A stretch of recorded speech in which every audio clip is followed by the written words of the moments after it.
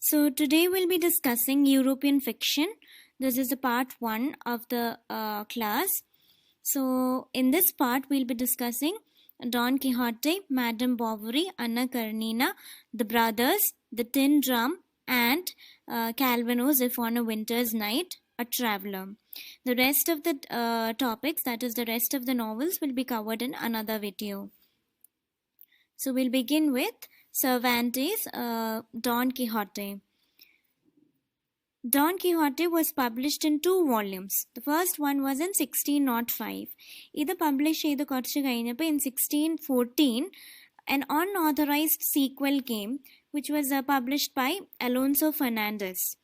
So because of this unauthorized sequel, Cervantes himself decided to publish a sequel to Don Quixote, an authorized one.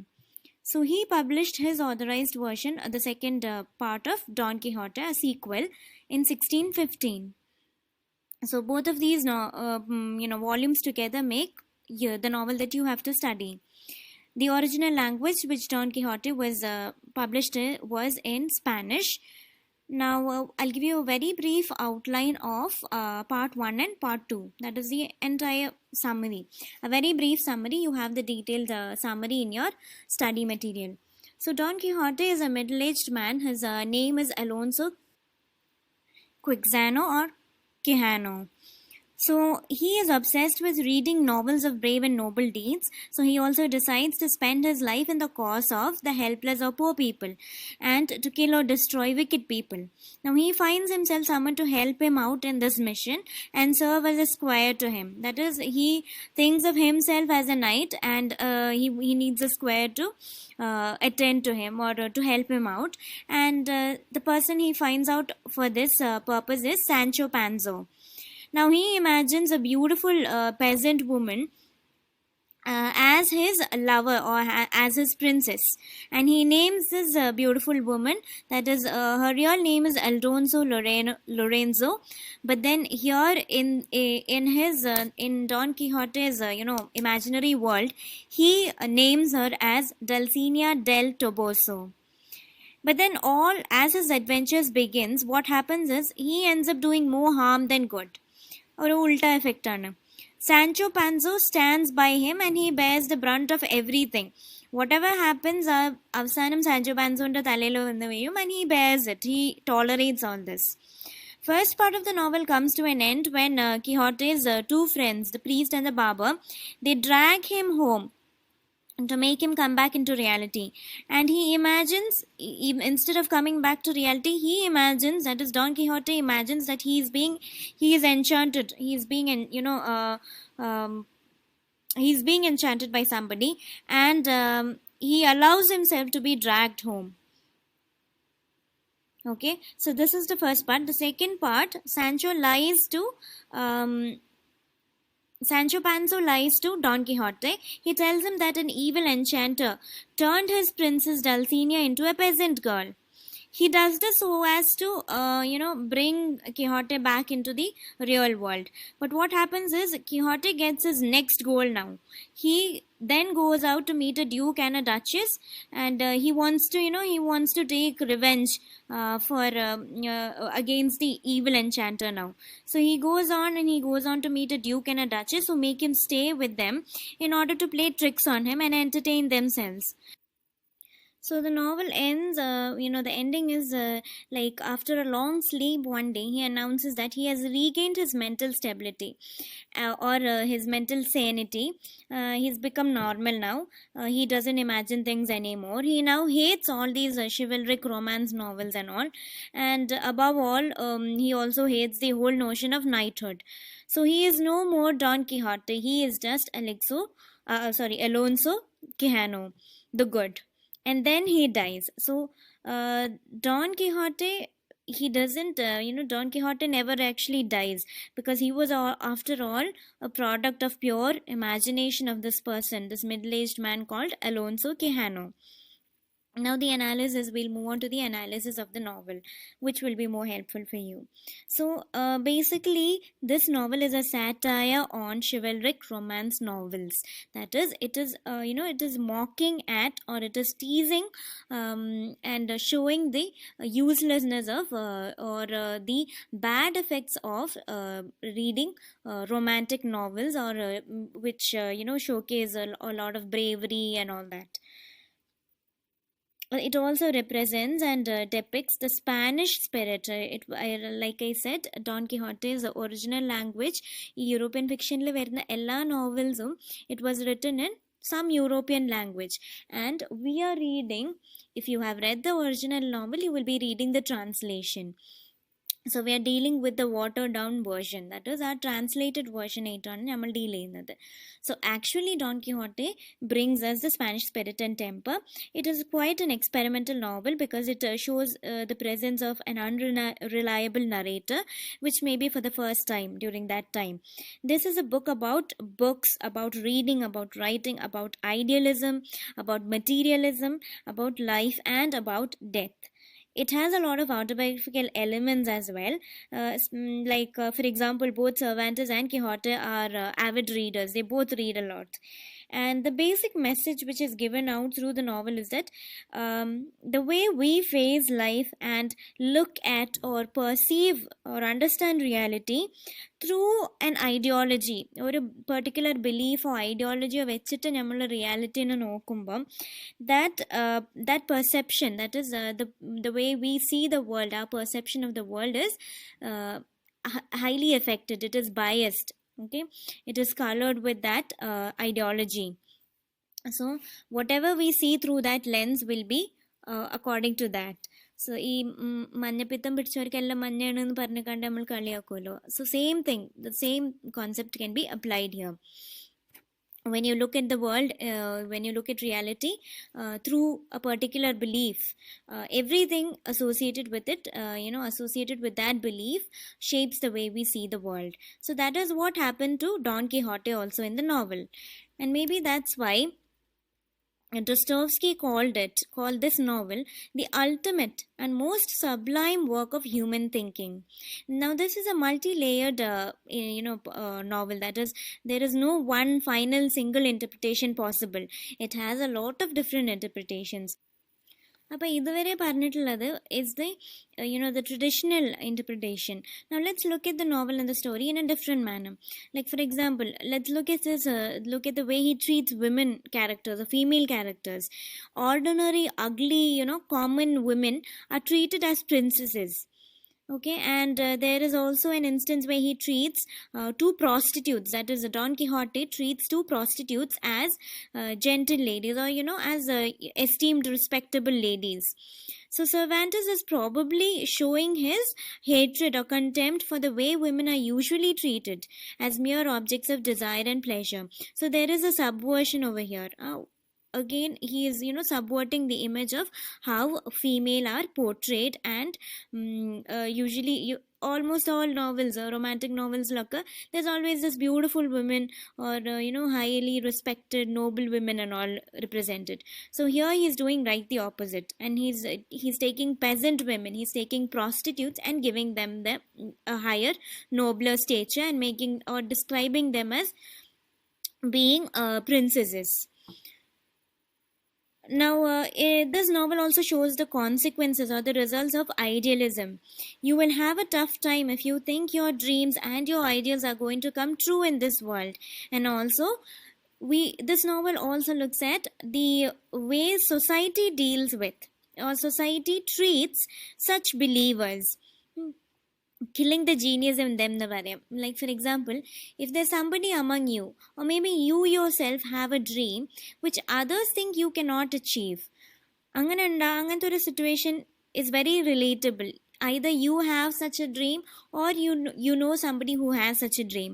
അങ്ങനത്തെ ആൾക്കാർ സൊസൈറ്റിയിൽ face ചെയ്യുന്ന പ്രശ്നങ്ങളുണ്ടാവും, where everybody says, what are you dreaming of? What are you thinking? You really think that is practical? That's not practical. Society beats that dream out of the person. So ultimately, the novel teaches us that it is through dreams and idealism in our life that progress actually happens. So Don Quixote നമ്മൾ ഇതുവരെ പറഞ്ഞ ആ ഒരു traditional interpretation എന്ന് പറഞ്ഞാൽ it is against chivalric romances, and it shows the bad effects of reading romances and taking to idealism. But another way of interpreting the book is that it shows us the good thing, the good side. That is, it shows us that dreams and idealism is what makes the society progress. That is what causes change in the society and movement in the society. അല്ലെങ്കിൽ society stagnant ആയി പോകും. It stops. Okay, there is no motion, there is no change if everybody just leads a practical life without believing in their dreams or without using their imagination. So we live because of our dreams, and everyone else wants Don Quixote to be an ordinary or normal person like they are.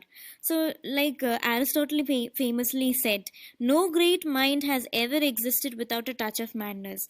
Now when you look at it in this interpretation, you feel that Don Quixote was actually a great person and he had a streak of madness in him, but then people tried to make him normal. People forced him to be normal, and in the end they succeed. But that makes him such a boring character, right? We had so much of fun reading all the madness of Don Quixote. So it shows us how dreamers are forced in order to give up their dreams and to accept the society as it is. So it highlights the inability of normal society to cope with dreams and ideals. I'll just give you a very simple example from my personal life. I had a friend who wanted to be a pilot, but the entire everybody, including his friends and teachers and everyone, his family, nobody actually believed he would be a pilot. And all the things that he did to become a pilot, they all laughed at whatever it is. Like whenever he wanted to study for it, or when he wanted to go for higher studies and all, everyone mocked at him, everyone teased him.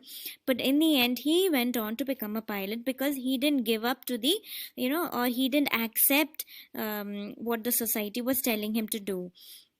So normal society would always find it difficult to cope with dreams and ideals of people, but then you're supposed to follow it in order for change to occur. It is sad that the character here in this novel does not do so. He is not able to go on to move forward, and that is why he says in the end that he is normal now. He has been brought back to sanity. So this is also a mocking at pseudo intellectuals or fake intellectuals, and it is a philosophical novel in the disguise of a Picaresque adventure novel. Picaresque novel na banna, it deals with adventures of a dishonest or a naughty person, or a rough person, but who is actually a lovable and appealing hero. So this is a Picaresque novel, but in the form of the Picaresque novel, it propagates, or it tells us a lot of different philosophies of life.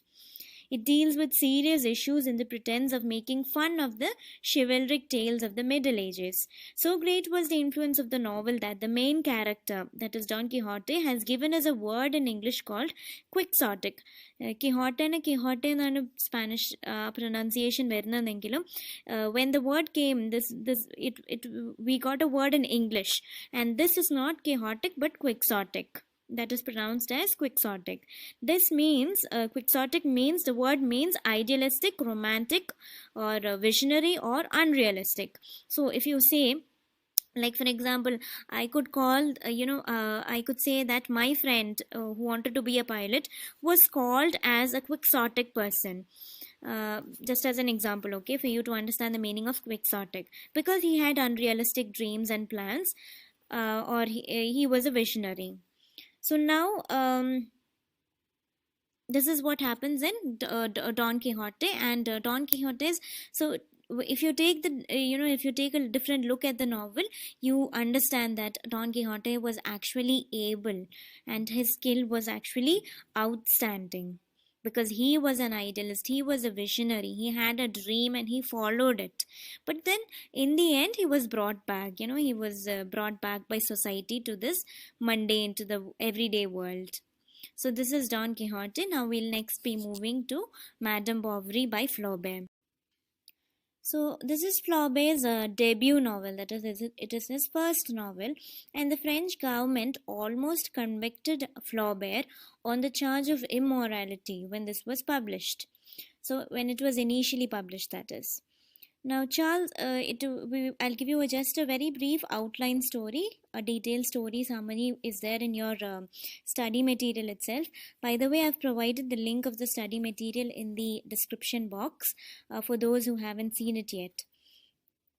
Now, the main character, Charles Bovary, is a doctor. He marries a widow. He is a wealthy he marries a wealthy, a very rich middle-aged widow. He meets and then he goes on to meet Emma at a patient's house. It is his patient's beautiful daughter, Emma, and he is attracted to her. His wife, that is the wealthy, the rich widow, she dies, and unexpectedly he proposes to Emma, and they get married. Now, Emma soon realizes that her marriage is not how it is portrayed in romantic novels. She becomes bored with it. Then she becomes pregnant and she gives birth to a baby who she names as Birth. Then they move to Yonville, and she then meets Leon from there. Now, Leon is the first person with whom Emma has a extramarital affair with. He is a clerk and he is quite similar to her. That is, they share a lot of interests like in music and literature and all. But Leon moves away to Paris before they consummate, before they enter into any physical relation. He moves to Paris, and Emma is left longing for him. She really badly wants to be with him. And in between this time, when Leon goes to Paris, Emma meets Rudolph. This is the second person with whom she will be having an extramarital affair in the novel. But that is Rudolph, only manipulates her for fulfilling his physical needs and desires. He is a typical womanizer who seduces her. He quite easily he can seduce Emma. And so they enjoy a passionate affair where they have a lot of physical relation as well. But then he gets bored of all the pretense and all the writing letter. Basically, Emma and our emotional ഇതൊന്നും drama ഒന്നും ഇപ്പം റുഡോൾഫിന് he cannot take it anymore. So Emma becomes very sad and miserable when Rudolph gives her a letter, calls off the entire affair with just a letter. He puts an end to it. And then she tries to so Emma becomes very depressed after this because Leon is gone, Rudolph is gone. Now she's left with just her husband and her kid, and she isn't happy with her husband or her married life. So she tries to hide her depression by shopping obsessively. She shops for pretty clothes and gifts from the town draper, who is Lurix, who is a very cunning man, and he is the one who actually drags her into debt. He makes her keep on borrowing. He keeps on lending things, saying അതിൻ്റെ പൈസ ഇപ്പോൾ വേണ്ട, കുറച്ച് കഴിഞ്ഞിട്ട് മതി, അത് പിന്നെ തന്നാൽ മതി, അത് ഇത്ര ഉള്ളൂ, അത് അത്ര ഉള്ളൂ എന്നും പറഞ്ഞിട്ട് she buys a lot of things from this guy. So when Charles and Emma go to attend an opera in Rouen once, towards ഇതൊക്കെ ഇതിൻ്റെ ഒക്കെ ഇടയിൽ വെച്ചിട്ട് they go to watch an opera in Rouen, and അവിടുന്ന് Emma meets Leon again. So Leon has apparently returned from Paris, and then again വീണ്ടും the affair starts, and she pretends to take piano lessons and in Rouen, and she meets Leon in town once a week. So this time they are more bolder and they have a physical relation too, and not like the last time they met, because Rudolph has kind of changed Emma, and Emma is not scared of any sexual relation with anybody else now. So but with time they become even though they initially shared a lot of interest and all, കുറച്ചും കൂടി കഴിയുമ്പം as reality sets in, they become more and more dissatisfied with each other and bored with each other. So meanwhile, Emma's debt, or her borrowings and all have increased. She owes a large amount of money to Lurex. So this idea of sorry, she tries to get money from everyone in order to pay back her debt. She tries from Leon, she tries Rudolph, the town lawyer, and whoever she knows. She somehow convinces the pharmacist assistant. The pharmacist here is Homais, his assistant, to allow her to get inside the Homais's lab. And then she goes on and she eats a handful, a fistful of arsenic from there. Arsenic is a poison, and she dies later. That she doesn't immediately die, but she eventually dies. She goes through a very bad, a few last days.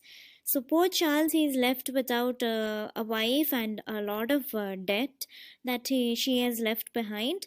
Mm, and what happens is their daughter is also there. So after her funeral, he also finds out some of her love letters, almost all of her love letters, after she dies, and he himself dies a few days later. So it is a tragic ending, and their daughter Berth is then sent off to live with a poor relative, who sends her to work in a mill in order to earn money. So this is the tragic ending of Madame Bovary.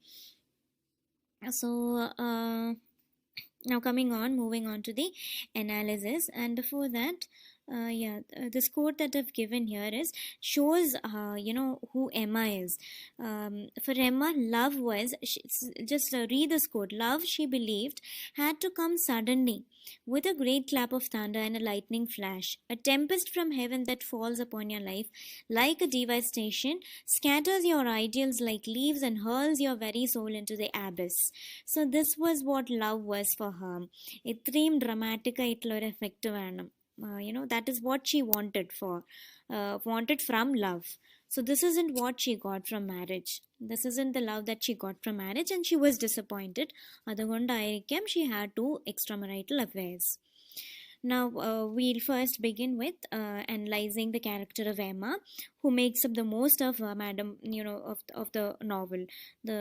Even though the novel story is actually about Charles, then the majority of story revolves around Emma and her personality.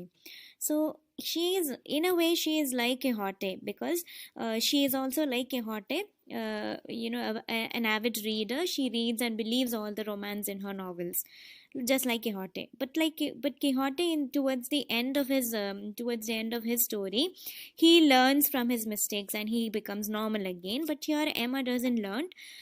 She never learns to adjust according to reality. She needs the kind of love exactly as it is given in romantic novels. She is never satisfied, never content with whatever she is given. ഇപ്പം കല്യാണം കഴിയുമ്പം എല്ലാം satisfied ആവുമെന്ന് വിചാരിച്ചു, but she wasn't satisfied. And then she thought maybe having a kid would be good, but even after having her child, she wasn't satisfied. Then she thought she will have a satisfied life with Leon. അതും നടന്നില്ല. Rudolph, അതും നടന്നില്ല. So she is never satisfied, never content, and she is a very materialistic, dreamy kind of person. Materialistic in the sense that she liked beautiful things. She liked buying beautiful clothes, beautiful furniture, curtains, tapestry, gifts for her lovers, and all those things. So another thing to note about Emma is that her physical and emotional health is always intertwined. It is always deeply connected. എപ്പോഴൊക്കെയോ അവൾക്കൊരു emotional പ്രശ്നം ഉണ്ടാവുന്നുണ്ടോ അപ്പോഴൊക്കെ ഫിസിക്കലായിട്ടും she will have some sort of illness. You'll notice when you read the novel, or if you're reading the summary. But I would highly recommend you read the novel if you get time for it. So this novel also shows Emma tries to escape from two things: marriage and house. Both she finds as restricting places, as kind of enclosing her inside something which she wants to break free from. So she is always yearning to break free from her marriage and her house. And maybe her affairs are a part of breaking free. Another thing is Emma is always Emma the girl, the romantic girl, is forced to live inside the title and costume of Madame Bovary, the married woman. And for Madame Bovary, that is Emma, her safety and her comfort always depends on a man. Like കല്യാണത്തിന്റെ മുന്നേ ആയിരുന്നപ്പം she depended, her safety and comfort depended on her father. പിന്നെ കല്യാണം കഴിഞ്ഞപ്പോൾ it was dependent on Charles. അത് കഴിഞ്ഞ അത് ചാൾസിനെ ബോറടിച്ചപ്പം she started depending on Leon. And then Leon പോയി കഴിഞ്ഞപ്പം when she had nobody, she started depending on Rudolph. അങ്ങനെ she was always dependent on somebody. She was always looking for external, things in order to find happiness, especially external, affairs or relations. And she always wanted a baby boy also. She never wanted to give birth to a daughter. So that must also have been a disappointment for her. This is seen in the book. In the novel, you find there is a line where she says, this idea of having a male child was like an anticipated revenge for the powerlessness of her past. So this also gives a hint to Emma's character as a feminist. She is trying to break free from things. She's trying to gain power or control. Maybe all the affairs that she has through the novel might also be seen as an attempt to gain control or power in the society, which she is not gaining otherwise. So a man at least is free. That is what she believes, that man is free, and she wants to be like that. Or even if she can't, at least she wants a child to be a man so that he can be free. Now, let's take a look at Charles Bovary. He, in the novel, is actually recording his story. It starts with his story, it ends also with his story. ശരിക്കും അവൻ്റെ സ്റ്റോറിൻ്റെ ആ ഒരു frame വർക്കിൻ്റെ ഉള്ളിലാണ് എമ്മനെ embed ചെയ്തിട്ടുള്ളത്. So he is a mediocre, very average guy, average student. ഭയങ്കര വലിയ സംഭവമൊന്നുമല്ല. Average student, average doctor, and then he marries a rich widow because his parents ask him to. അങ്ങനെ ഒരു വലിയ വോയിസ് ഒന്നും ഇല്ലാത്ത, ഒരു സ്റ്റാൻഡൊന്നും ഇല്ലാത്തൊരു character. And he was enchanted by his patient's daughter Emma, and that is when his life takes a different turn. Leon is another character who sincerely loves Emma, especially in the beginning. ശരിക്കും അവർ രണ്ടാളും തമ്മിൽ there is a connection, there is a bond. They have a lot of common interests as well. So he too indulges in reading romances like Emma, but he is not punished like her.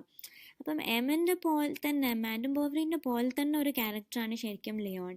But because Leon is a man, he is not punished by the society the way Emma is. Emma is punished by the society in the sense, even though she commits suicide. Why does she commit suicide?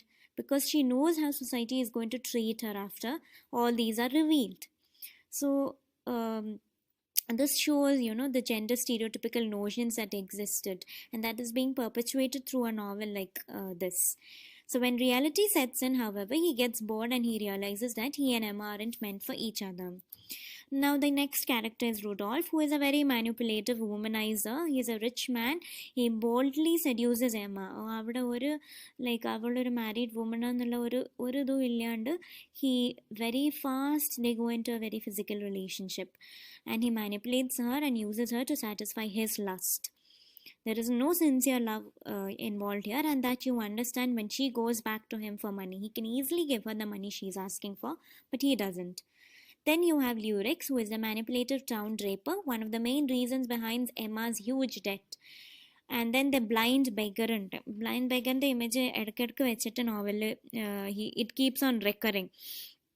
So the blind beggar shows the physical deterioration, while Emma blind beggar ni Emma ni namakku compare cheyan pattuna anganeyanu.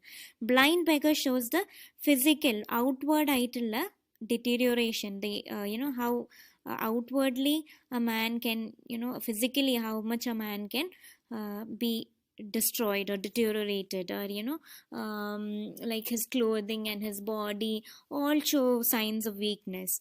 Emma's side lanigim outwardly she is beautiful, she is wearing good clothes and all, but morally she is deteriorated. So blind beggar physical deterioration anengil, Emma shows us moral deterioration or moral degradation. So pinna another thing to note in the novel is a gender-based treatment of the characters. That is, Rudolph anengilum Leon anengilum ivarum Emma's പോലെ തന്നെ they are also having an affair with a married woman, but that is not a big deal, that is not considered a big deal. They are not punished, they are not treated as they are not treated as doing anything so sinful as Emma is. So they can spend their money, they can live their life as they please, just like Emma is doing. But they, unlike Emma, they are not treated, or they don't end up in suicides. Now this novel is a realist, it is known as a realist novel, which portrays a reality rather than like how a typical romantic novel goes. So typical romantic novels lanengil it will have a fairy tale ending, like no happily ever after endings, everlasting marriages ഒക്കെ ആയിരിക്കും. ഇവിടെ അതൊന്നുമല്ല, it ends in a tragedy, which itself shows it is a realistic novel. So it is an anti-romantic novel. And to understand how much Flaubert, the author, was involved in this and how committed and involved he was in writing this novel, is shown where he writes to his beloved, that is Louis Colette.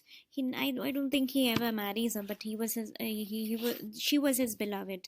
So he writes to Louis Colette that he wanted to make his reader feel his world, that is, feel the world in Madame Bovary almost physically. And the reader does get a sense of direct physical experience when you actually read the novel. And when he came to writing about the death scenes of Madame Bovary, he himself, that is the author himself, imagined her death and her pain so intensely that he could taste the bitterness of arsenic in his tongue, inside his mouth, and to the point where he wanted to vomit. And he went on to vomit. So, atrayum involved while he was writing Madame Bovary. He could actually feel the death and pain of his pain and death of his character, of his one of his central characters. Now, this novel is based on a very usual and predictable plot. An average man who is contented, satisfied, and he gets married to a beautiful, bored wife, and obviously she needs more romance in her life, and so it ends up in suicide in the midst of deaths and despair. So this is a usual and very predictable plot, and story തുടങ്ങുമ്പോൾ തന്നെ നമുക്കറിയാം ഇത് എവിടേക്കാ പോകുന്നതെന്നുള്ളത്. But it is the manner in which he has presented it that makes this novel so great. His style, which is different from all his precursors, അതുവരെ ഉണ്ടായിരുന്ന നോവലിസ്റ്റിനെക്കാളും he shows a very different kind of style. Like Walter Scott, Balzac ഒക്കെ ആയിരുന്നു precursors. അവരിനെക്കാളും it's a lot more different. And he was also very influential, like many people like Kafka in Camus. അങ്ങനത്തെ കുറേ experimental existential authors and all have actually drawn lessons from Flaubert. It is believed to be so. And that is minimal dialogue. There is no long speeches in the novel. There is no obvious narrator in the novel. So all this, and this novel is like it's like a luxury item, like a special edition. ഇപ്പം കാർസിനൊക്കെ special editions ഉണ്ടാവുമല്ലോ, ആ ഒരു ഒറ്റ single പീസേ ഉണ്ടാവുള്ളൂ. So that is how this novel is. It is so minutely detailed and crafted. So ഈ same തീമും same പ്ലോട്ടും ആര് എങ്ങനെ അത് യൂസ് ചെയ്ത് എഴുതിയാലും it will not get the effect that this novel has, or the speciality, or the the kind of depth that this novel has. പിന്നെ അതിൻ്റെ the subtitle of this novel is Provincial Lives. So it also it highlights that the story is not about town person or urban city people, but about a country life. And we see in Charles how a boy, how an average boy grows up or is molded into an average bourgeois man, and his education, his choice of profession, his marriage, house, etc., they're all so mechanical, they're also joyless. There's not much happiness in his life. എവിടെ എങ്ങനെയാണെങ്കിലും ആ ഭയങ്കര passionate ആയിട്ടല്ല ചാൾസിൻ്റെ ആ ഒരു life, unlike his wife, who is passionate about everything that she does. So his story frames Emma's story. And like I said in between, that ശരിക്കും it's actually Charles Bovry's story, but we read more, or we focus on Emma's story, and the title itself is Madame Bovary. But there is a kind of subordination in the sense that Charles Bovary in the story frames her story. Okay, that how the feminine is put inside the masculine. So one criticism you can raise against this novelist, Flaubert's gender stereotypical depiction. That is especially even how he depicts Emma. Emma describe Emma the scene when she is described, it's always focusing on her body. So she's always described in a way as to arouse a kind of masculine desire. So here we end with the discussion of Madame Bovary. So the next novel is Anna Karenina by Tolstoy. The story, just give you a brief outline of the story. The story begins with the domestic issues in Oblonsky's house, that is Anna Karenina's brother's house, because his wife found out that her husband, that is Steva Oblonsky, was having an affair with their children's former governess. So Levin is Oblonsky's friend, a landowner living in the country. Levin is in love with Dolly's sister. Dolly Vanna Oblonsky, the wife. Dolly's sister Kitty. And Oblonsky helps to set up plans for them to meet. Levin name Kitty meet they began, but things don't work out. Oblonsky does warn Levin that he has a rival, a very handsome young military officer named Ronsky, so Ronsky and Kitty are also courting each other, and Levin comes in between this and he proposes, but Kitty declines his proposal because she is in love with Ronsky, so she rejects Levin. Now Oblonsky and Ronsky go to the railway station together to pick up Anna, who is Oblonsky's sister, and Ronsky was there to pick up his mother. So Ronsky and Anna meet for the first time from this railway station, and they are physically attracted to each other right from there itself. At the same time, that Anna and Ronsky meet for the first time, a worker falls under the train and he is killed. So remember this because it comes up later this is significant towards the end of the novel.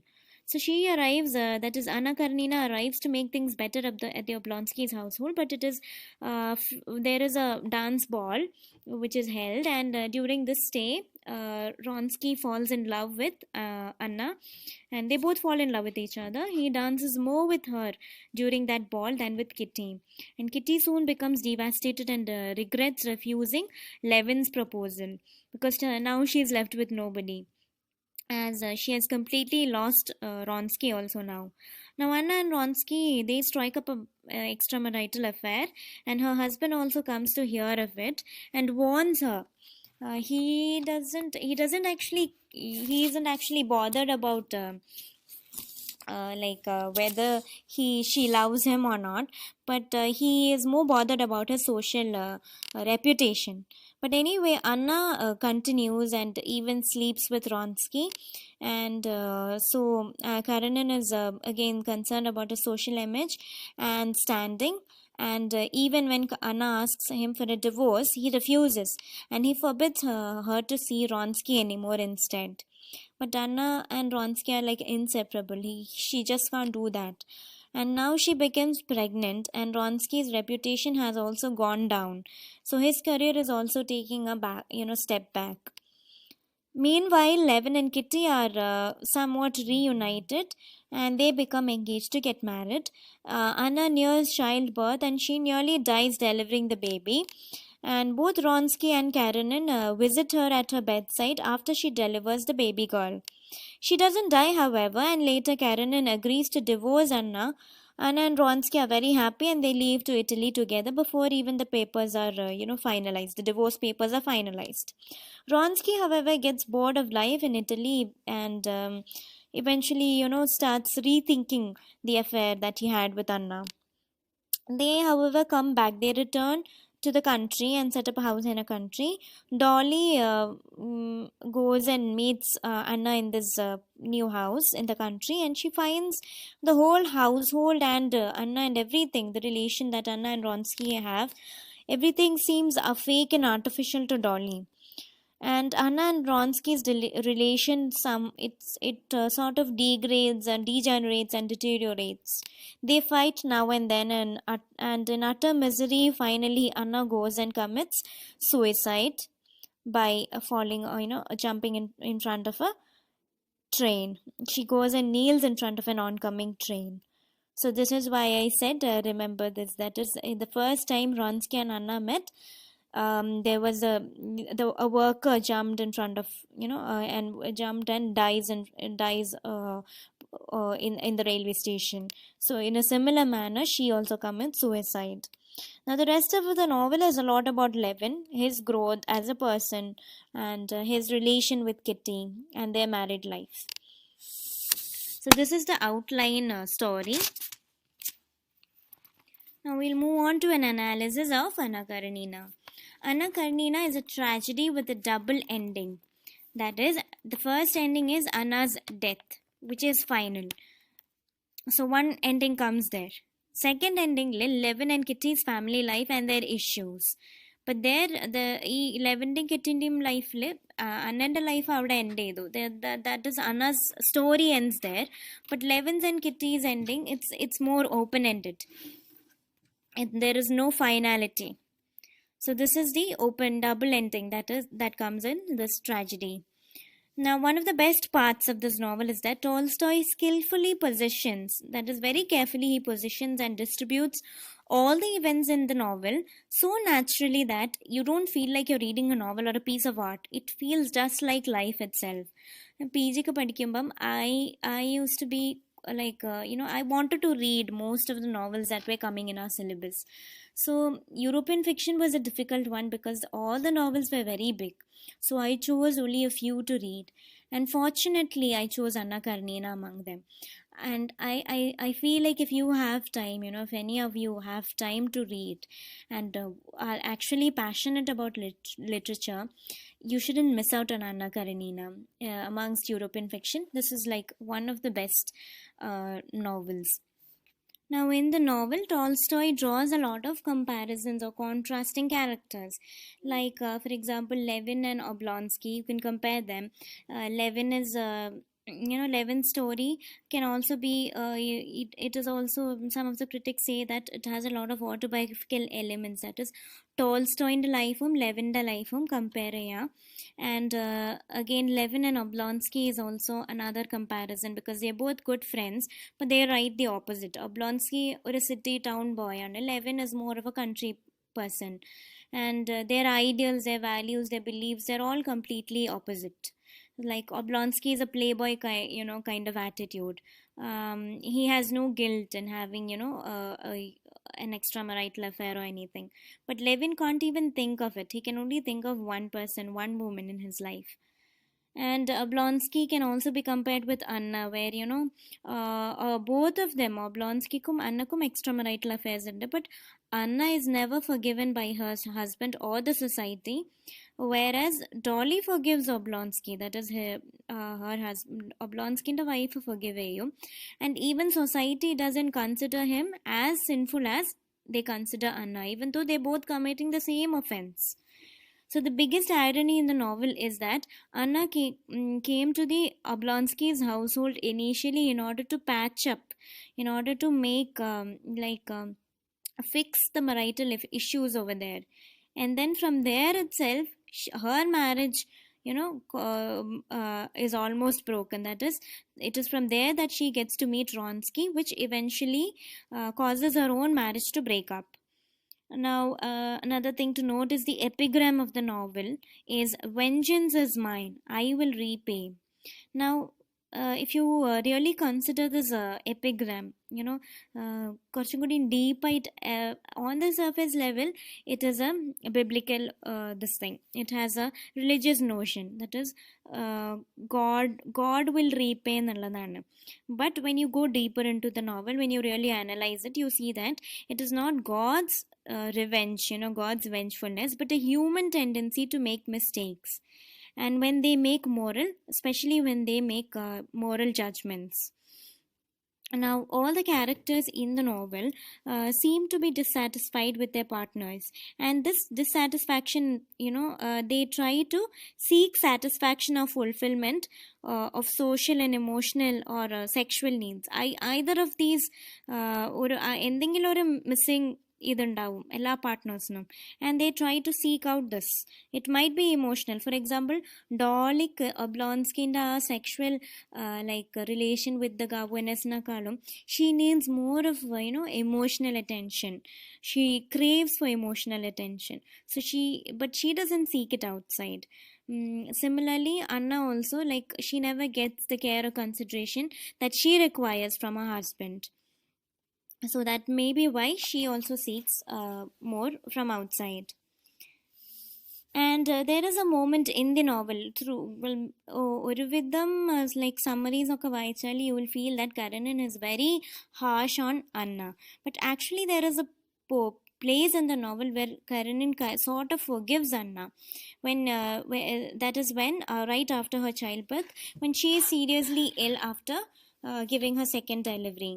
And Ronsky is also there by her bedside. അപ്പോൾ രണ്ടാൾക്കാരും റോൺസ്കിയും കാരനിനും വന്നിട്ട് bed നിൽക്കുന്ന ഒരു സീനുണ്ട്. What a dramatic scene. Imagine your husband as well as the person with you whom you're having an extramarital affair is also there at the bedside.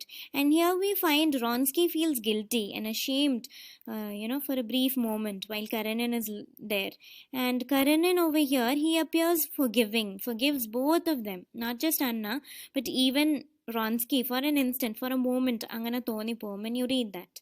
This is a scene where you see both Anna and Karenin have some love for each other. അപ്പോൾ ഈ സീനിലാണ് നമുക്ക് ആദ്യമായിട്ട് തോന്നുന്നത് that the husband and wife actually have deep feelings, inner, എവിടെയോ ഉള്ളിൽ ഒരു സ്നേഹമുണ്ട് അങ്ങോട്ടും ഇങ്ങോട്ടും, deep inside.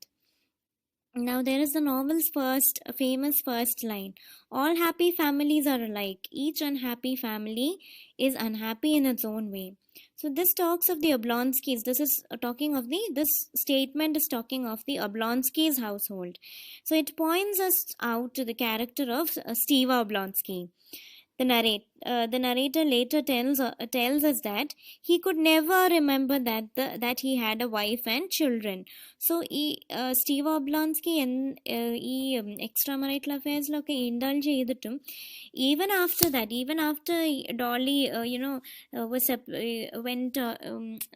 Dolly drew up a fight and all, even after that he never had that guilty feeling, or he never remembered that he was married and he had kids. So imagine what a character he is. So he appears so carefree and charming. He leads a luxurious life and he is fond of all material things. He's like Madame Bovary. He's into gadgets, he's into women, he's into fashion, all these material things. And he is considered as an emblem of modernity in the novel when compared with everybody else. And he also has a lot of sexual freedom. So there is a gender-based sexual freedom that comes in the novel.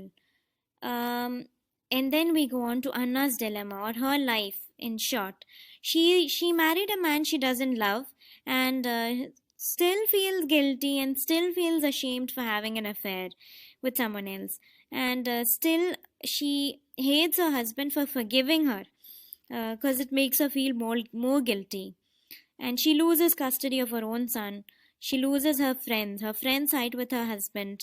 And then she finds, the man of her dreams, the so-called man of her dreams. She does everything for him, but then even he doesn't understand her. So what a pitiable tragedy, what a moving tragedy Anna's life is. So this is what Tolstoy also wanted to depict through Anna Karenina.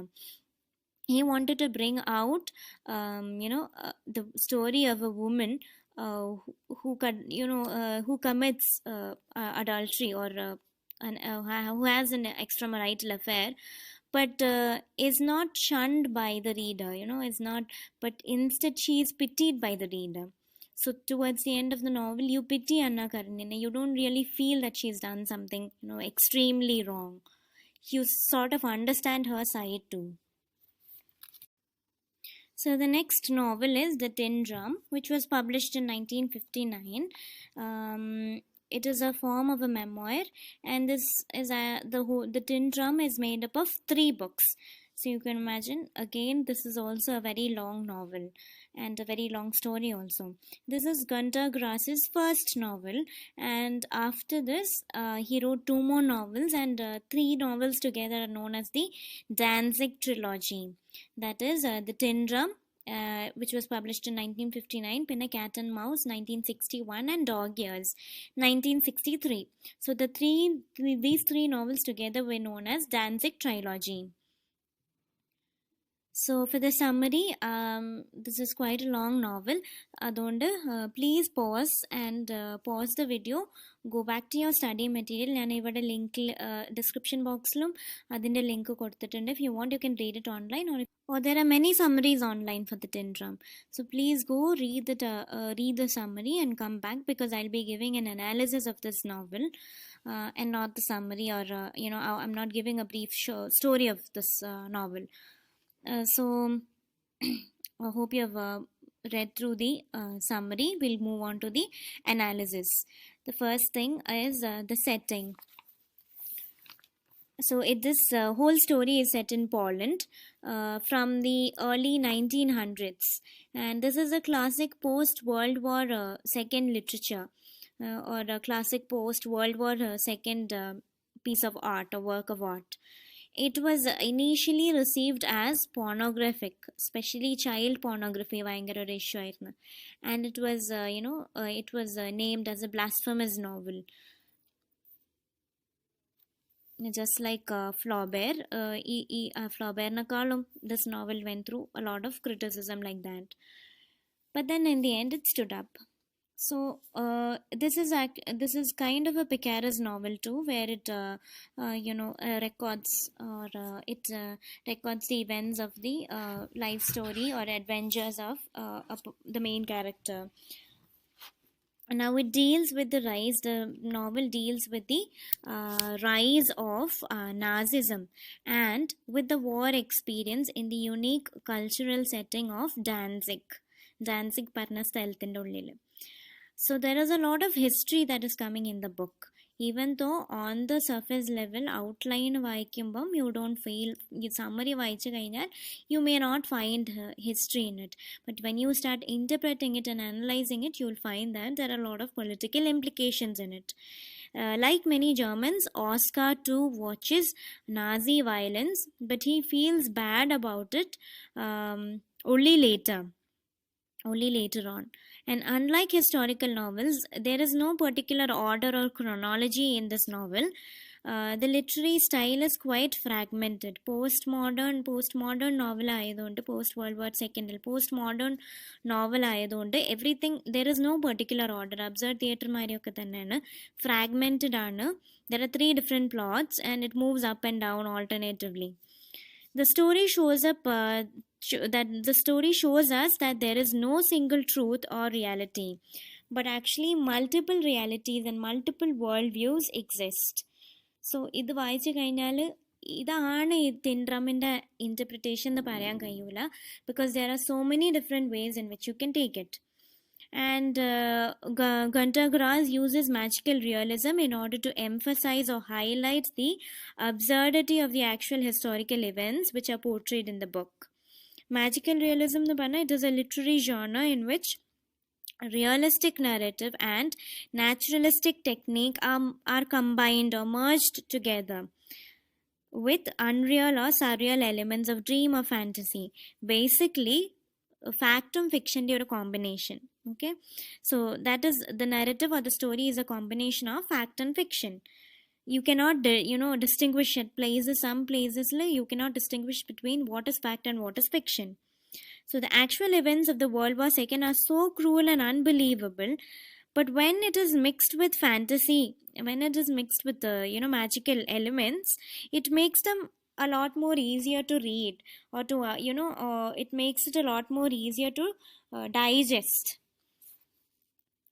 So what does the title Tin Drum signify?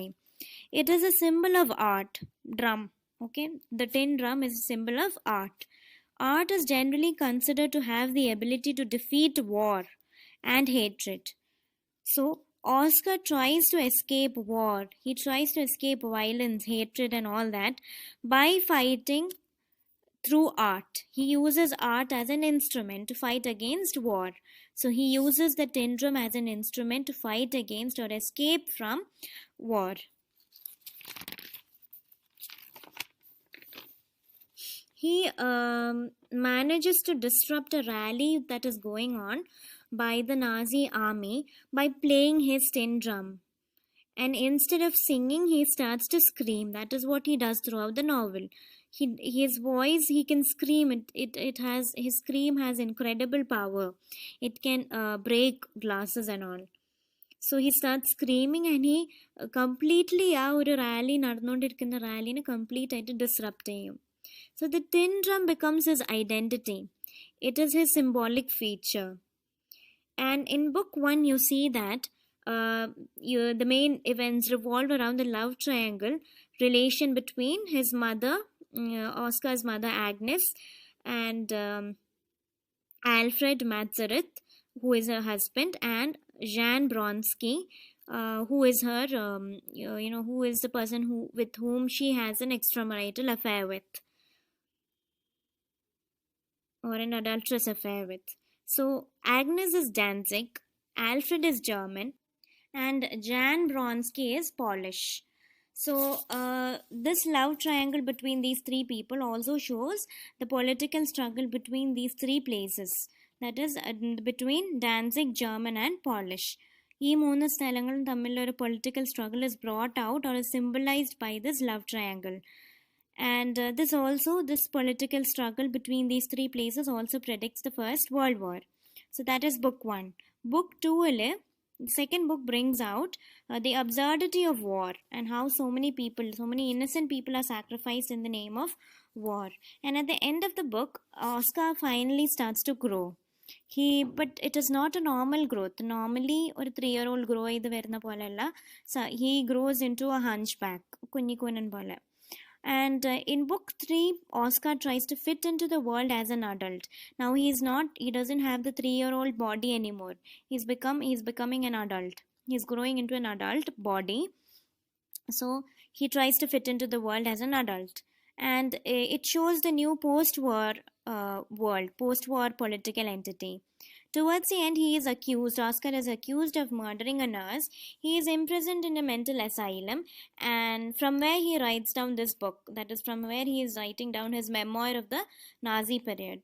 You can also find a lot of religious symbols in the novel, like references to infant Jesus and all. For example, Oscar identifies himself with infant Jesus, and he identifies Jesus with Jean Bronski. And he compares Virgin Mary with his mother.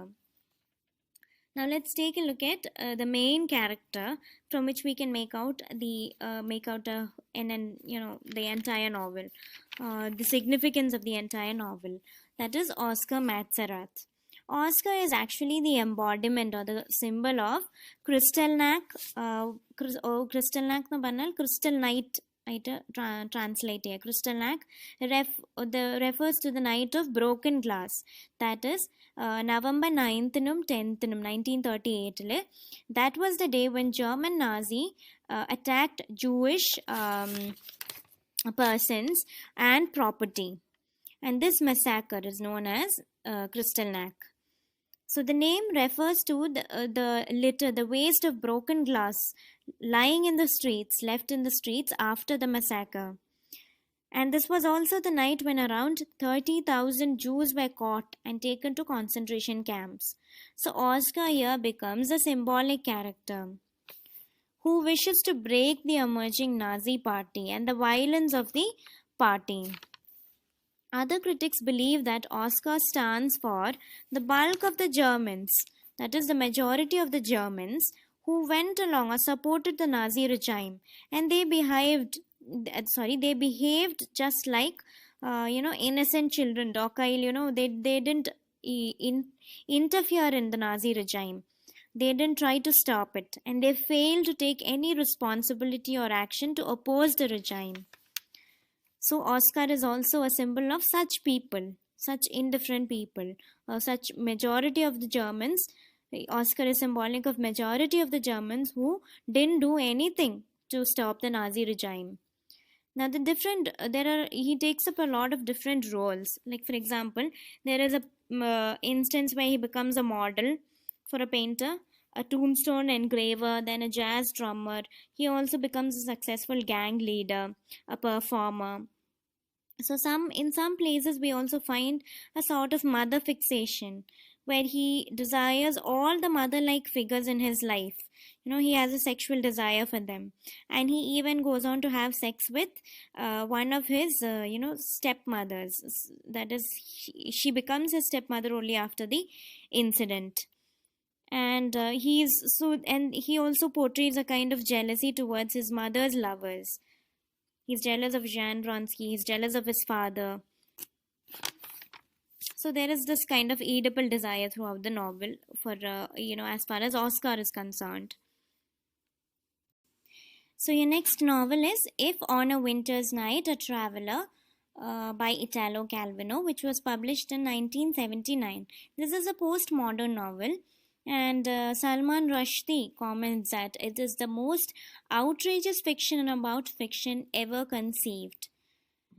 Each of the chapters in this novel has been divided into or has two sections, and there are 10 short stories inside the novel, and we are constantly moving between settings and narrators and styles.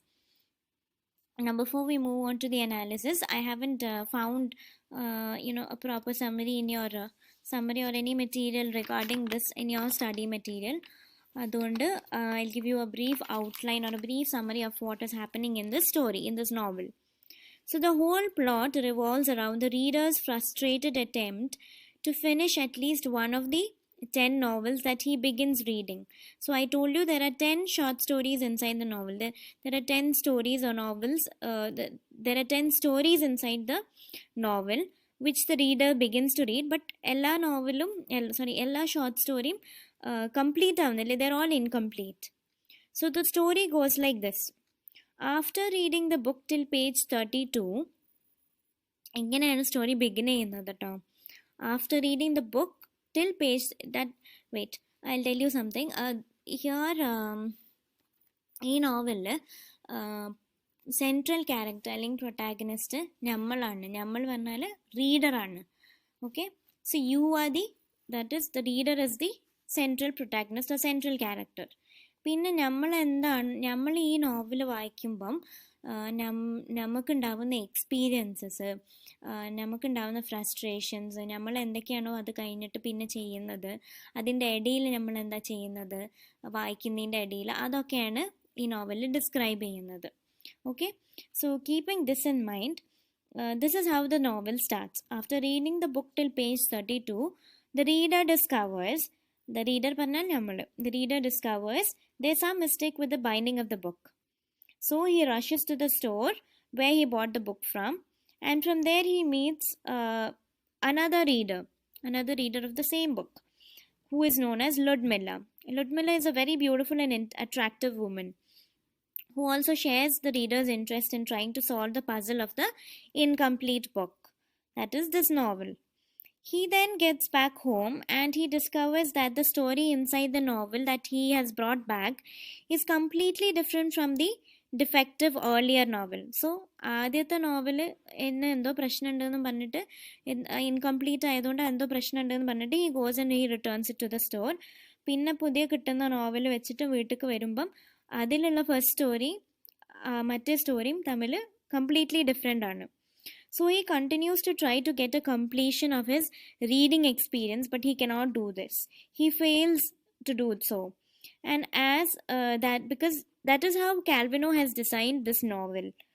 Eventually he realizes that he should stop worrying about the unfinished novels or the unfinished stories and start focusing on his own story. That is his own life. So he goes on to marry Ludmilla, the other reader. And in the final lines of the book, they are both in bed. She has closed her book and is ready to sleep. and the reader has nearly finished, he's almost finished reading Italo Calvino's If on a Winter's Night a Traveler. And so the reader completes his reading of this Calvino novel at the same time that the actual reader finishes his novel.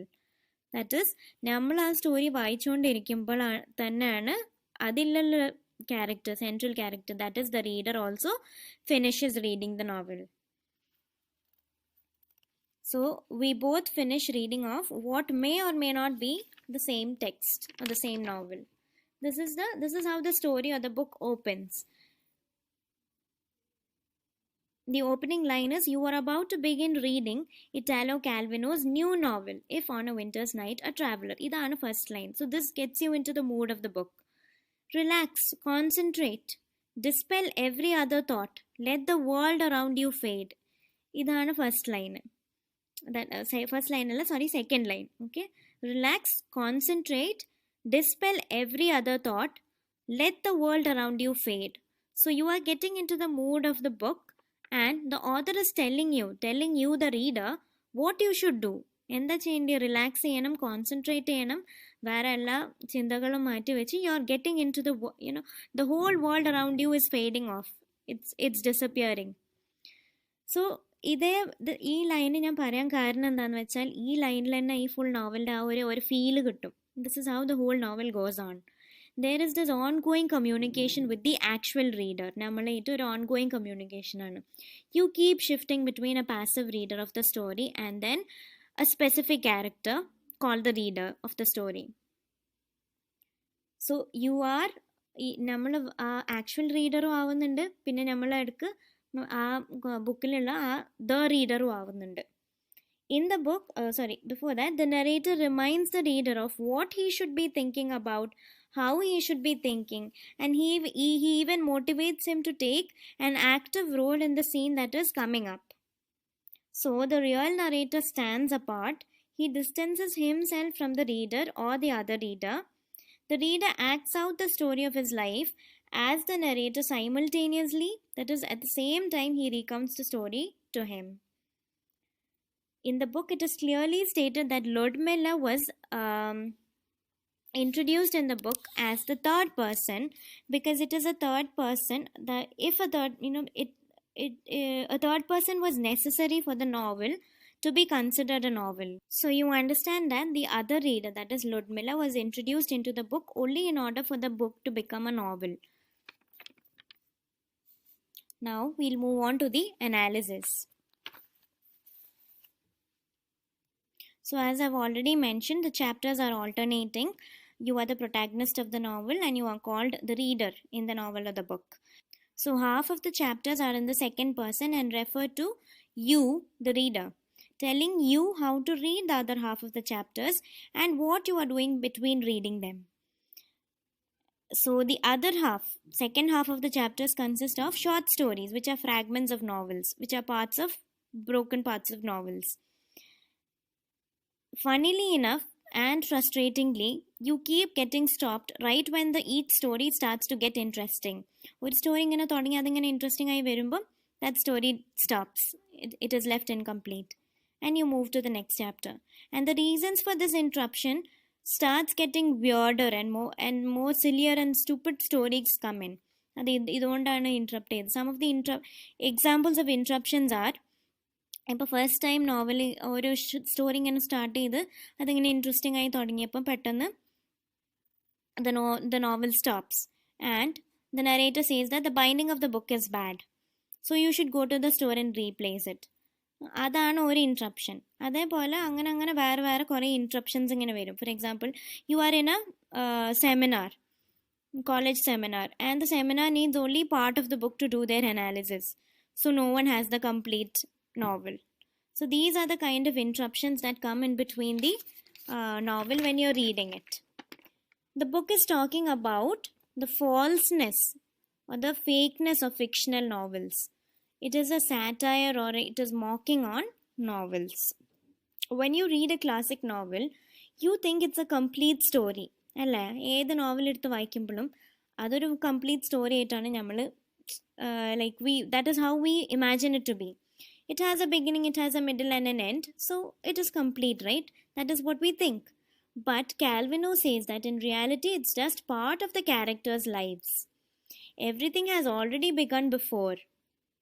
The first line of the first page and every novel refers to something that has already happened outside the book.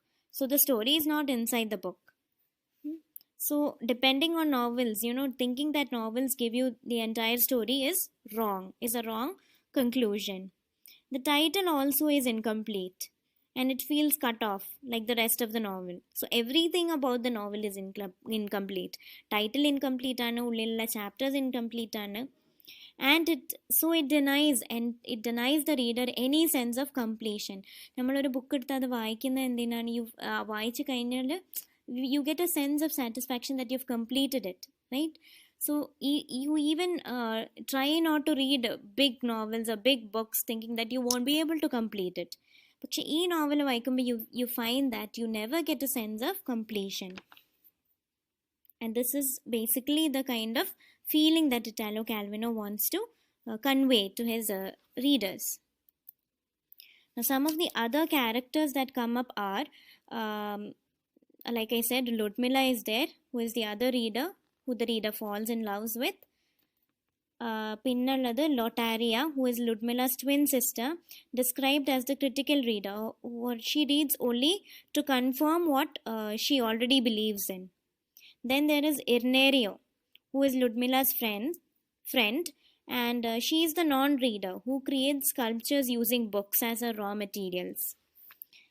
Then there is Silas Flannery, who is an Irish writer who is old and aging, who is Ludmilla's idea of a model writer, and Ludmilla is his idea of a model ideal reader.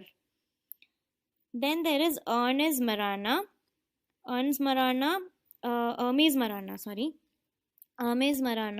who is an unethical translator. He is the serpent in the garden of literature, who tries to weaken or diminish the relation between the author and the reader. So these are the other characters coming in the novel. Thank you. We have come to an end. If you have further queries or if you need any further explanation, do post on, give it in the comment box. Just mention it in the comment box below, or you can email in the email ID I've given. The next novel is The Brothers Karamazov by Dostoevsky. The original language in which it was written was Russian, and it was first published in between 1879 and 1880. The title of the novel refers to the four Karamazov brothers, the three legitimate brothers, and the fourth one, who is the illegitimate son of Fyodor. We'll go into the story next. So before that, this novel has a lot of contradictory actions. That is, the characters and the personality vechitavula avarde action, sometimes it goes against their the personality that is portrayed in the novel. And the narrative technique used in this novel is polyphonic, which means it uses many voices. Now, going into a very brief outline of the brothers Karamazov. So there's this man, a very vulgar, wild person, Fyodor Pavlovich Karamazov, who is mainly concerned with making money and seducing young women. So he marries twice and he has three sons. The three sons are Dmitri, Ivan, and Aloysia. And Dmitri is the eldest son, who he had through his first wife, and Ivan and Aloysia are the younger ones who he had through his second wife. Now he doesn't exactly look after them very well. Or he doesn't look after them at all. He sends them off with relatives and all, because the first wife goes off and I think the second wife dies. So he just sends them to be looked after by relatives or friends. So basically he's a very bad father as well. And then he had Smerdyakov, that is his fourth son, who he had through an illegitimate relation with a dumb and a mentally unstable girl, a mute girl who lived in town as the village idiot. So the girl, she died while giving birth to the baby, and like Smerdyakov was also not taken care of properly. But then he was taken in, and he lived with his father as a servant. So he was never given the position or the status of a son. So the whole novel revolves around the story where Dmitri, comes asking for his inheritance to his father, Fyodor, and Fyodor refuses to give it. And Dmitri and Fyodor are both in love with the same young woman, Grushenka. Um, at the same time, Dmitri is also engaged to a lady called Katrina. But Katrina is actually is in love with Ivan. So this is how it goes, and what happens towards the end. The story is that Smerdyakov kills his father Fyodor, and nobody knows that it's Smerdyakov except Ivan. He goes and tells Ivan that he killed Fyodor, but and he didn't. He killed him because Ivan told him to.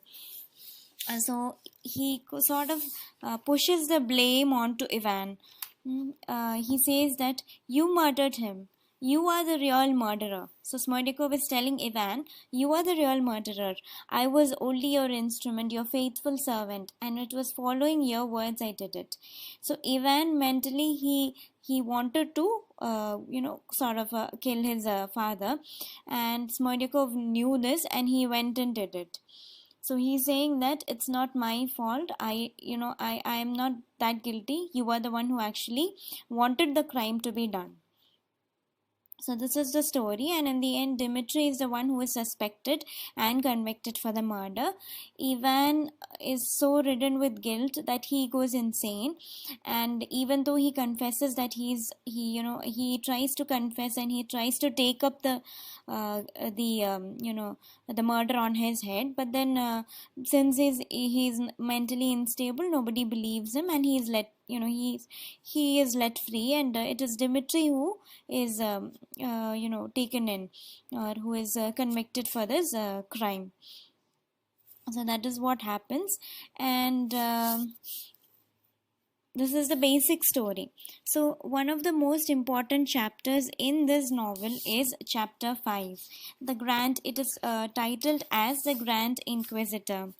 It is more like a prose poem, and it is so famous that it is often published as a separate work itself, like as a separate story. So what does it contain? It contains Ivan's criticism against God and his creation. And this is like Ivan's most bitter attack against God. And the rest of the novel serves as the author's, that is Dostoevsky's, reply to Ivan's bitter attack against God. This chapter's title now, it refers to, that is the Grand Inquisitor, is actually a position which is created by the Spanish government in 1483. And the Grand Inquisitor, that is this position, position hold ചെയ്യുന്ന ആളുടെ ശരിക്കുള്ള like what was his responsibility is, he was responsible to oversee the search for and punishment of people who the government thought posed a threat to the Roman Catholic Church in Spain. So the Grand Inquisitor എന്ന് പറഞ്ഞ ആ position ജർമ്മനിയിൽ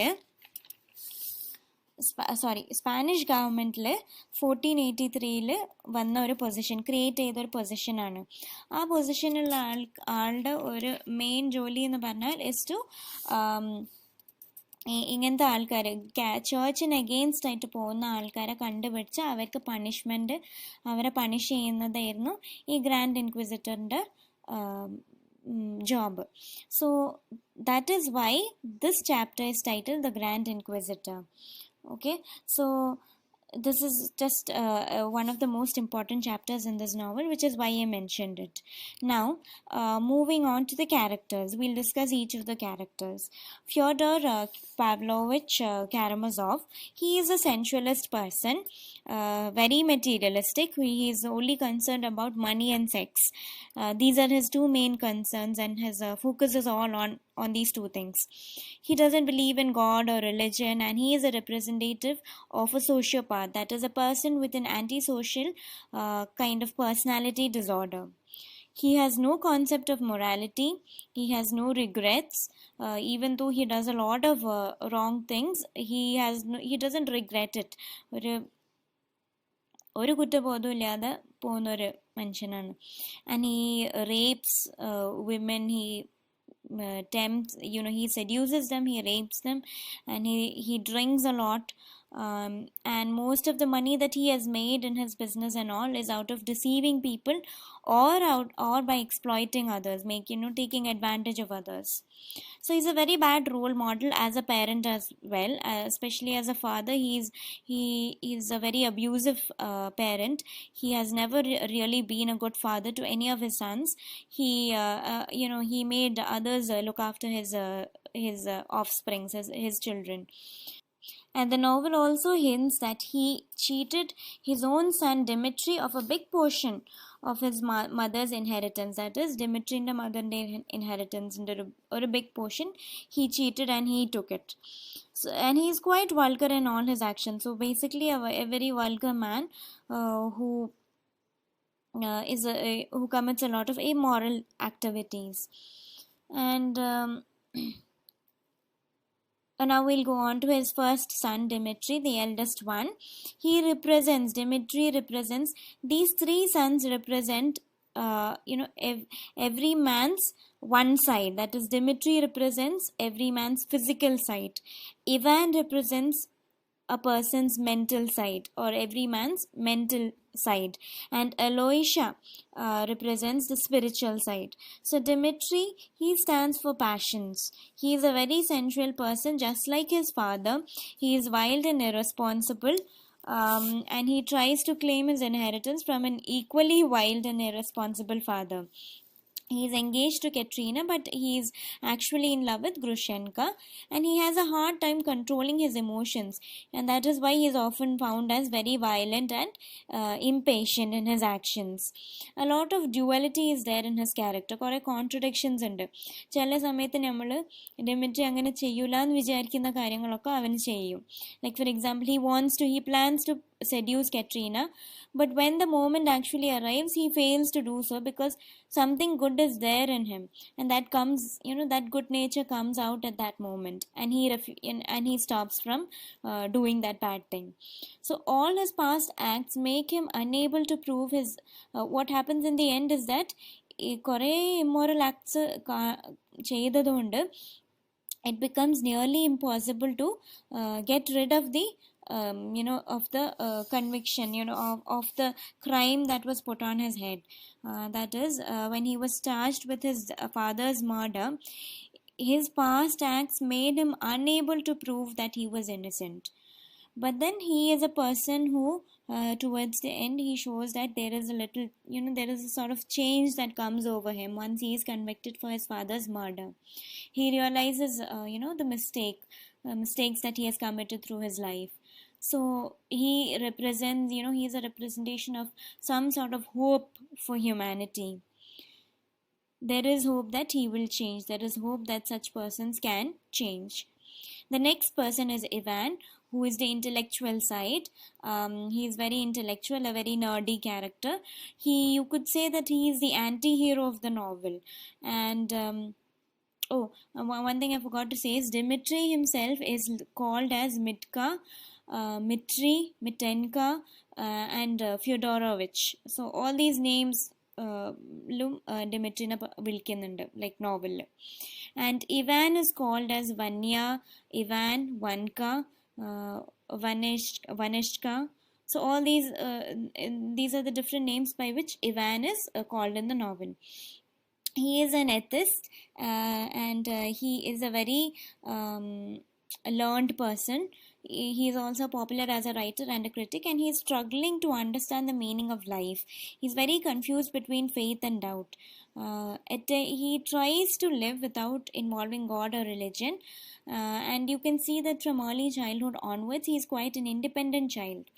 He doesn't depend on anyone. He doesn't like depending on people. He rarely speaks, very rarely speaks, and in spite of being an atheist, he is also concerned about the fate of mankind. And he accepts Christian morality. Morality ശരിയാണ്, പക്ഷെ God ഉണ്ട് എന്ന് വിശ്വസിക്കുന്നുമില്ല. That is how Ivan, that is the belief that Ivan had. And he doesn't believe in divine punishment.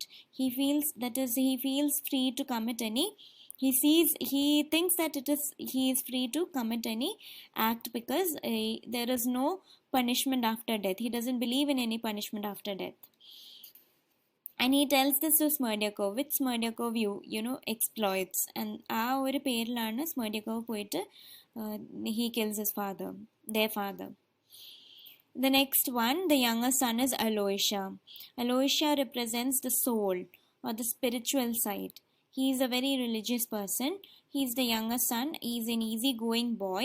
He doesn't mind accepting help or gifts from other people. He has no ego, unlike Ivan. And he is known in the novel as Aloysia, Lyoshenka, Alexeychik. These are the different names by which he is referred to in the novel. Dostoevsky considered him to be the hero of the novel. And he is somebody who can easily understand people. He wants to be a monk because he has been inspired by his teacher, Zosima. And he doesn't judge other people. He only tries, he tries to focus on the good side of everybody. He tries to see only the positive of everyone. And in the end, you can see that he also helps, a woman like Grushenka to restore her belief in herself and, become a better person. So he brings out the best in everybody. And even his treatment of boys, young boys, is as if they are equal to him. He doesn't treat them as children, but he treats them as adults itself. He treats them equal to him. And so the boys also respect him back in that kind of manner. Aloysia is basically a very lovable character. Now we'll go on to Smerdyakov, the real villain, you can say. So Dostoevsky also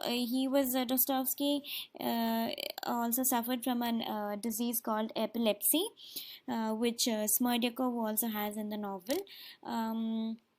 Dostoevsky used to consider his attacks of epilepsy as spiritual moments. That is, when he used to have such attacks, he used to feel that he was in one with, God or the eternal harmony. He used to feel the presence of God or, of eternal harmony and nature at that point of time. Now, Smerdyakov means son of the stinking one. Our parent artham is son of the stinking one, because he was he was born out of the illegitimate affair between his father and the village fool. The